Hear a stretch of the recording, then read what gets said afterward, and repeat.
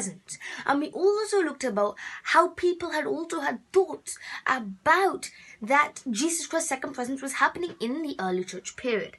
But then we looked at verses from 2 Thessalonians 2nd chapter and other verses to find out that the second presence of Jesus Christ was not in the early church period, but was going to happen later.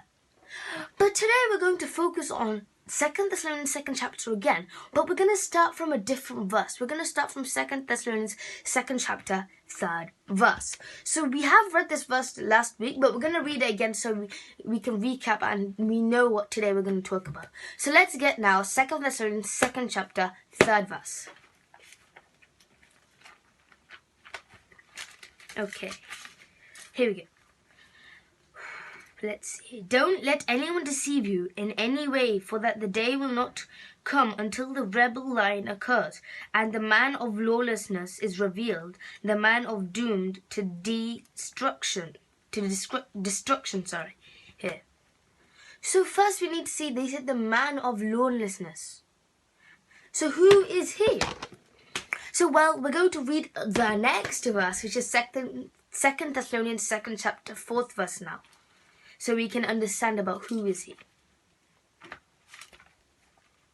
So, he will oppose and he will exalt himself over everything that is called God or is worshipped, so that he sets himself up in God's temple and proclaiming himself to be God.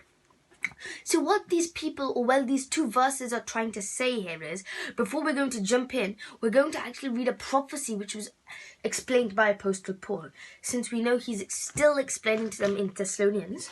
So now we're going to read from the Old Testament a prophecy which has occurred from Daniel 7th chapter 25th verse now. Before we find out the meaning of, read the actual thing about that. So let's just get the verse. Since it's in the Old Testament, I'm using this one, Bible. So, I think I got it. So, okay. He shall speak words against the Most High, and shall wear out the saints of the Most High, and shall think to change the times, the law, and they shall be given into the hands for times, and half a time. So what this means, well, these two verses are trying to say, some people are going to come and they'll change the laws of truth, and all they will make up the stories. They will make up the stories and they will do nothing except lies. And all they will also do is they'll try make themselves equal to God, and by doing this using false doctrines. And then Apostle Paul, to help the Thessalonians to understand, and the early church, he's insisting them to read 1 Timothy 4th chapter, the first 3 verses we're going to read to understand more about this. So let's read those 3 verses now. So we're going to back into the New Testament.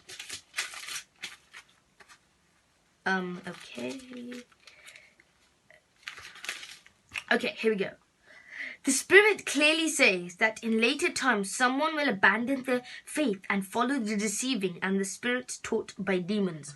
Then, such teachings come through the hypocritical liars whose consciences have been seared as the hot iron. They forbid people to marry. So, now, what we need to understand in these verses is, they're trying to say is, after the apostles' time and Apostle Paul's time, they will start to perform. And since these are the people who are trying to say, do the influencing like we just talked about, trying to make themselves equal, these people will start to perform by doing this. But they cannot do it in the time of the early church, since only after that, after they're gone, the apostles, only later, and Apostle Paul, only after they're all gone, they can start to perform. Since in those times, anything that was against the doctrines, the apostles would stop right there. They would not let it happen. So now we're going to continue back to 1 Thessalonians, 2 Thessalonians 2nd chapter, but we're going to read 5, 6, and 7 now. So let's see. So, don't you remember that when I was with you, I used to tell you these things? And now you know what is holding him back, so that he may be revealed at the proper time. For the secret of power of lawlessness is already at work, but the one who holds it back will continue to do so till he is taken out of the way. So, we're going to focus on the 6th verse. So the 6th verse here, he is saying, and he says, so what, that he may be revealed. So who is going to be revealed? So who is it that they're talking about that's going to reveal the main person behind this, they're saying? So, well, we'll continue about this next week. So till then, see you then. Bye.